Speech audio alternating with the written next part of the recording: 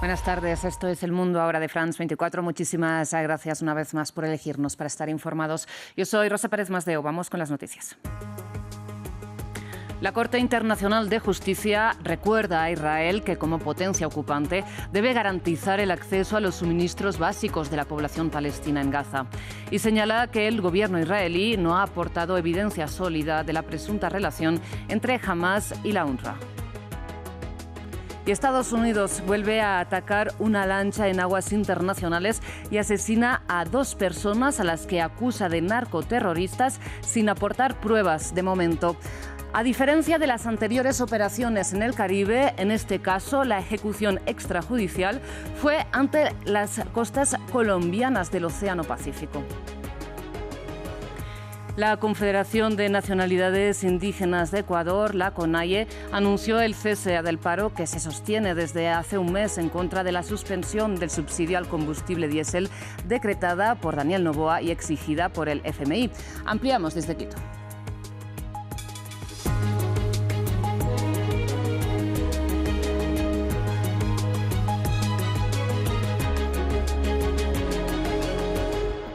Empezamos en Medio Oriente porque la Corte Internacional de Justicia ha insistido a Israel en que, como potencia ocupante, debe garantizar el acceso de la población palestina en Gaza a los suministros básicos para la supervivencia. Se trata de la opinión consultiva del máximo tribunal de la ONU después de que Israel prohibiera las operaciones de la UNRWA en su territorio. En otras ocasiones, recordemos que la CIJ también ha señalado que la misma ocupación israelí de los territorios palestinos es ilegal y ha ordenado también medidas cautelares para evitar un genocidio en la Franja de Gaza. Todos estos pronunciamientos, eso sí, han sido rechazados por el gobierno de Benjamin Netanyahu.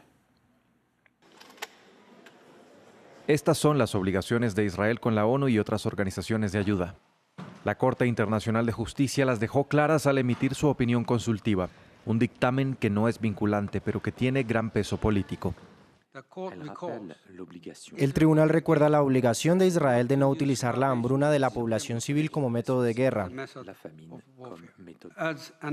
Como potencia ocupante, Israel tiene la obligación de garantizar las necesidades básicas de la población local, incluidos los suministros esenciales para su supervivencia. El presidente del organismo también determinó que Israel debe aceptar y facilitar los programas de ayuda proporcionados por Naciones Unidas, incluyendo a la UNRWA, a la que el gobierno israelí acusa de estar vinculada con el grupo Hamás. La Corte determinó hoy también que no había fundamento en tales acusaciones, lo que generó el inmediato rechazo de Tel Aviv. Este es otro intento político de imponer medidas políticas contra Israel bajo el pretexto del derecho internacional. Israel proporcionó a la ONU amplias pruebas que demuestran la infiltración de Hamás en la UNRWA, pero la ONU nunca ha investigado el alcance total de dicha infiltración. El fallo se emite en medio del reporte del Programa Mundial de Alimentos que dice que aunque unas 750 toneladas diarias estaban entrando a Gaza, todavía se está muy por debajo del objetivo de las 2.000 toneladas cada día. En noticias relacionadas, el estrés postraumático está causando estragos en las filas de las Fuerzas Armadas israelíes que han matado, recordemos, a más de 67.000 personas en la Franja de Gaza, según las autoridades palestinas. Bien, existen a esta hora miles de solicitudes reconocidas por el mismo ejército por consecuencias psicológicas tras participar en 2 años de ofensiva. Los detalles en este informe de Albert Naya. Un eco que no entiende de tiempo. Y unos soldados israelíes que buscaron la salida rápida al recordar una guerra que al otro lado del frente ya se cobró al menos 68.000 vidas gazatíes. Cuando oigo un helicóptero me transportaba a Khan Yunis. La palabra desnudarse, como quitarse la ropa, es algo muy difícil de oír para mí. Me recuerda la urgencia con la que necesitábamos desnudar a los heridos para identificar las heridas de bala. Hay muchos detonantes, muchos flashbacks. El grito del soldado pidiendo rescate. No importa dónde estaba, no importa dónde estoy, siempre escucharé ese grito. Una dolencia causada por la propia ofensiva de Tel Aviv y que va más allá con múltiples consecuencias.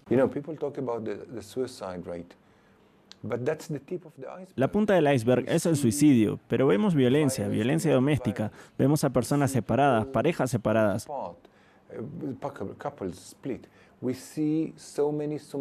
Vemos tantas enfermedades somáticas, más somáticas, como la fibromialgia, enfermedad autoinmune. Vemos a mucha gente colapsar. Tom recuerda a su hermano Roy, un soldado que decidió acabar con su vida por no poder salvar la de otros compañeros de armas.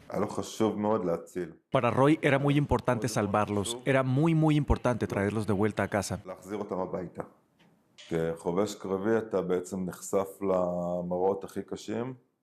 Como médico de combate estás expuesto a las imágenes y sonidos más duros porque a veces necesitas salvar a soldados que te ven como la última esperanza y a veces lo logras, pero otras no.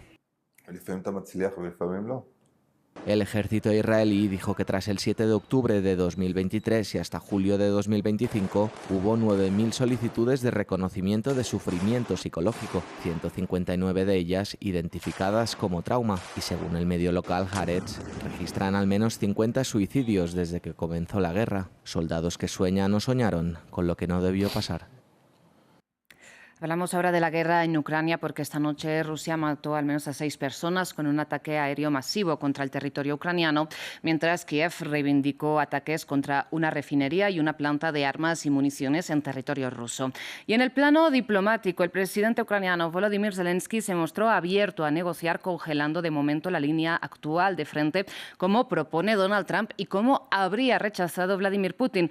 Por este rechazo, el mandatario estadounidense habría señalado que la reunión con su homólogo ruso en Budapest, anunciada la semana pasada, sería una pérdida textualmente de tiempo en las condiciones actuales. Veamos. Para Putin y Trump, el tiempo es valioso, pero mientras decidieron que el encuentro en Budapest debía tener lugar más adelante, sin proponer fechas exactas, los ataques en Ucrania siguieron produciéndose. Según la Fuerza Aérea Ucraniana, el balance de la maquinaria bélica rusa se tradujo anoche en más de 400 drones de larga distancia y 28 misiles, 11 de los cuales eran balísticos y 4 hipersónicos. En Kiev, los zumbidos sorprendieron hacia altas horas de la madrugada.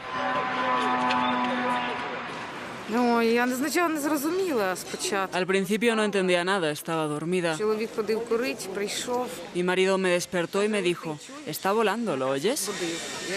Escuché un zumbido y de repente, ¡bum! Por suerte, mi hijo no estaba en la habitación donde se rompieron las ventanas. En Kharkiv, el objetivo fueron los niños, que se encontraban en una guardería. Impactos registrados en varios puntos del país y varias víctimas mortales, mientras Zelensky viaja por Europa para fortalecer su arsenal armamentístico.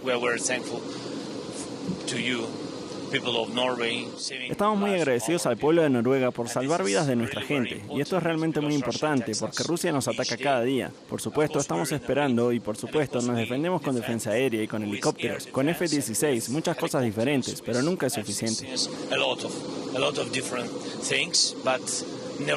Y mientras Oslo anunció que brindaría apoyo a la compra de gas para el difícil invierno ucraniano, Estocolmo le mostró al mandatario el poderoso grupo de defensa Saab, fabricante del avión de combate Gripen, sistemas de armas y submarinos. Al otro lado del frente, según el presidente ruso, reinó la rutina. Hoy tenemos un entrenamiento programado, insisto, programado, sobre gestión de fuerzas nucleares. Ejercicios que se sumaron al anuncio del Kremlin de llamar a reservistas a proteger las llamadas infraestructuras críticas en todo el país. Cambiamos de noticias. En Serbia, un hombre resultó gravemente herido por disparos de un tirador que abrió fuego cerca del Parlamento, en Belgrado, en la capital del país. El presidente serbio, hablamos de Aleksandar Vučić, calificó el incidente de acto terrorista. Y es que el hecho ocurre en medio de protestas contra su gobierno que se han prolongado ya a lo largo de casi un año y que se desataron, recordemos, tras el colapso de una estación de tren en noviembre de 2024 que causó la muerte de 16 personas. Al momento, un sospechoso ya ha sido detenido y la policía ha acordonado la zona. Vamos de Serbia hasta Francia porque el Museo del Louvre, el museo más visitado del mundo, reabrió sus puertas tras el espectacular, por decirlo así, robo de este domingo. Desde entonces, la directora del museo presentó su renuncia, que fue rechazada por las autoridades, mientras la ministra de Cultura, la conservadora Rashida Dadi, aseguró que no hubo un problema de seguridad en el museo, sino que el problema está en las calles del país. Luego del ya considerado robo del siglo, el Louvre reabre sus puertas. El emblemático museo francés regresó a la normalidad este miércoles después de que el domingo, a solo 250 metros de la Mona Lisa, 4 ladrones robaron 8 joyas pertenecientes a la extinta monarquía francesa, una pérdida estimada en más de 100 millones de dólares. Un hecho por el que el museo reconoció sus debilidades. Si hablamos de nuestros puntos débiles, nuestra debilidad radica en que, en el fondo, no pudimos detectar la llegada de los ladrones con suficiente antelación. Las debilidades en la protección de nuestro perímetro son conocidas e identificadas. Esta tragedia ha conmocionado profundamente al personal de seguridad del Louvre. En medio del shock por el robo al museo más visitado del mundo, quienes acudieron hoy a la reapertura aseguran que lo fácil del atraco resulta incluso intimidante.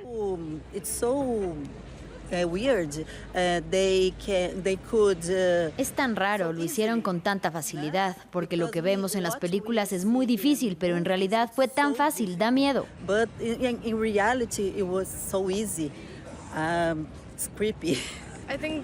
Creo que es mucho dinero, pero no creo que se pueda decir un precio porque tiene un valor histórico. Es mucho dinero y es muy triste. El Elíseo comunicó que el presidente Emmanuel Macron solicitó que se aceleren las medidas de seguridad en el museo, mientras que aún sigue la búsqueda de los 4 ladrones. Bien, en otras noticias, el secretario de Guerra de Estados Unidos, Pete Hegseth, anunció una nueva ejecución extrajudicial mediante un ataque letal contra una embarcación que calificó como terrorista.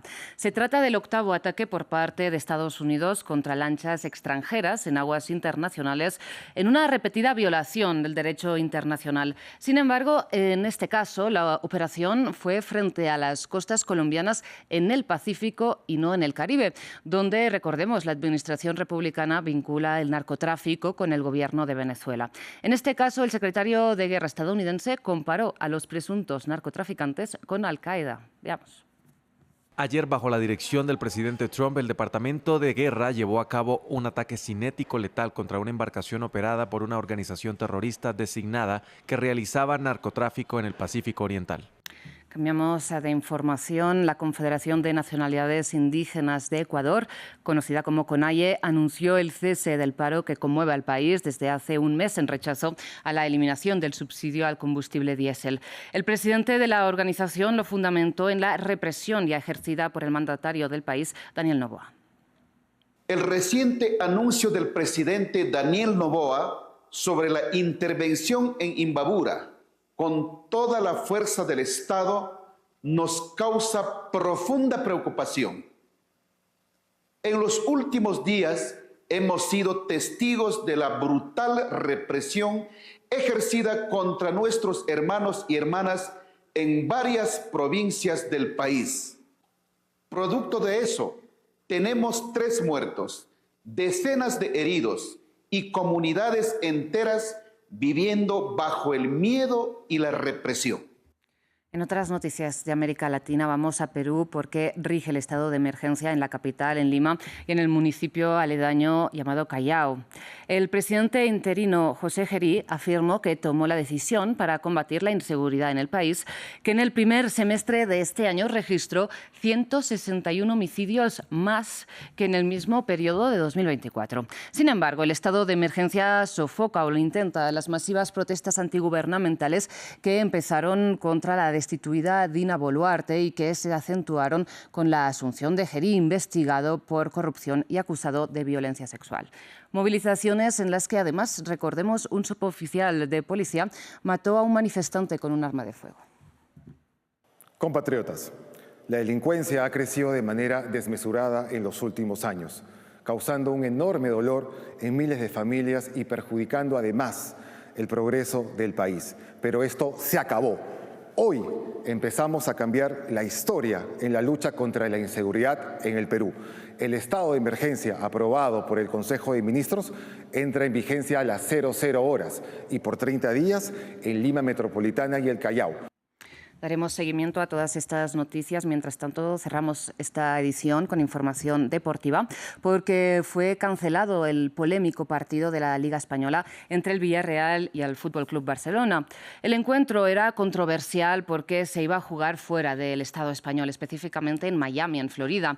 La Asociación de Futbolistas y equipos como el Real Madrid se oponían al duelo, ya que mientras los primeros alegaban el largo viaje hasta Estados Unidos, los segundos decían que el partido vulneraba el principio esencial de reciprocidad territorial y alteraba el equilibrio competitivo.